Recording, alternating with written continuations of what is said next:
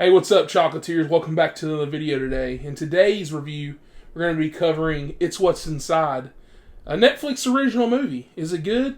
Is it not?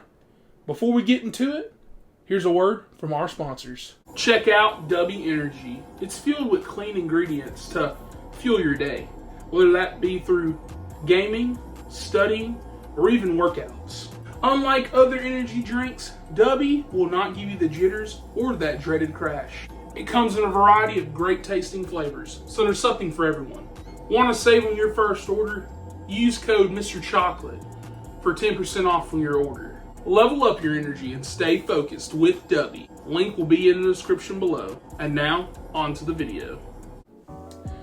Netflix. You already know what's up with them.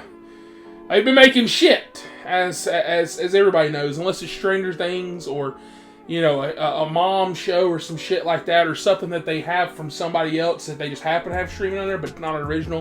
They kind of put out duds, kind of put out garbage, yet we all subscribe to them because we're all dumb. Okay,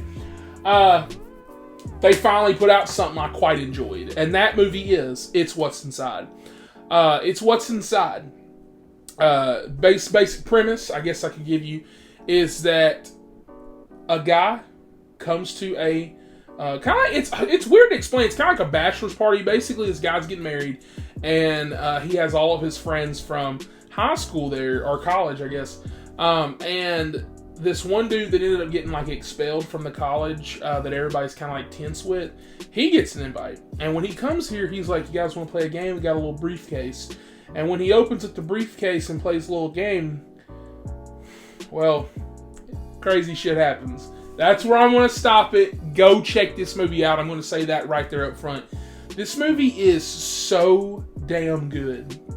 I think I have a few complaints, though, that I guess I want to get into first. So, first and foremost, I think the characters are just kind of okay. There's pretty much two main characters that you get. You could technically say one's more prominent over the other. I think his name's Cyrus, or Cypress. I think it's Cyrus.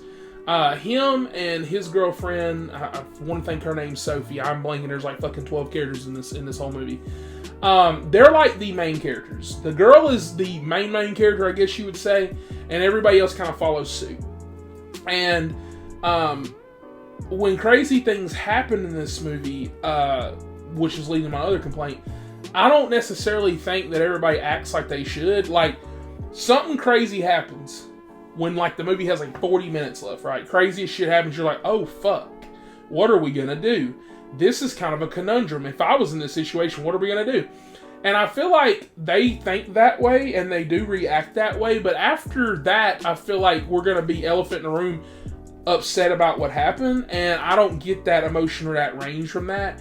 But I would say those are kind of like my two complaints. That, and going back to the first one, the fact that the characters aren't really the best. They're not the most likable. Like, when certain things happen to characters that are bad, I go, okay, whatever. But it's just the writing that's so good. It's like that kind of like Wolf of Wall Street type writing. Like, it's not as good as that. I'm not saying that before I get fucking fault. Okay, I'm not saying that. I'm just saying it's like fast on your toes. Like, it's like you actually have to be paying attention and listen to what you're saying, because like people are talking like they actually would talk, like fast, kind of like this. And they're not like, you know, kind of going beat by beat, whatever. But once you figure out what the briefcase does, it gets very interesting. And I was watching this movie from Oktoberfest, you know, kind of like watching like a horror movie, something like that. But this movie's not like that at all. This movie is a thriller mixed with, you know, kind of like some sci-fi. And that's probably where I put it. I would also say a little bit of comedy up in there too. Because there is some crazy, like, funny scenes that happen.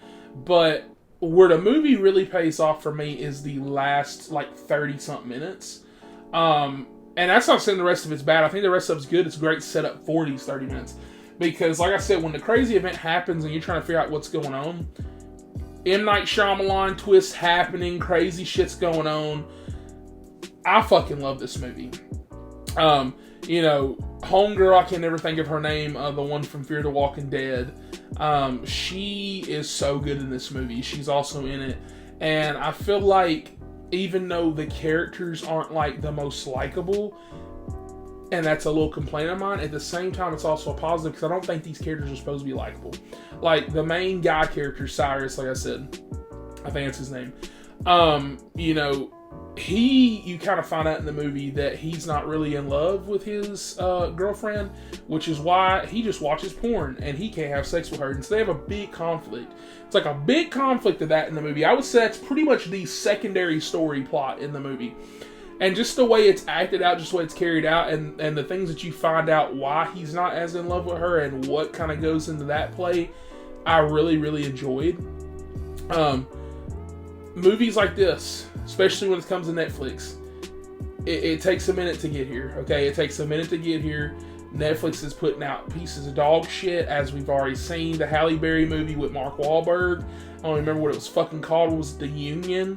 What a piece of dog shit, okay? Netflix has nothing else that I'm really excited for, but I think their last two outings, this and Rebel Ridge, were fucking stellar. Now, I don't think this is a 10 out of 10 like Rebel Ridge, but Rebel Ridge was also made from the director of Green Room, and that movie's a fucking banger, and he's also made Blue Ruin, which is also a fucking banger. But I would definitely say that if you were on the fence for this movie, because I think it's like number 5 on their watch thing, which I was surprised about, because as crazy as it is, it's probably like number 1 or 2. I think you guys should definitely go check this shit out. It is definitely worth your time.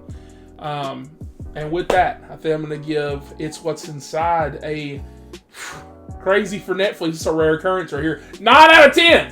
It's getting a Mr. Chocolate Silver approval as well. I think that the story is what elevates this movie, and the twist is what pushes it to that threshold. Because the whole time I was watching, it's like an 8, 8.5.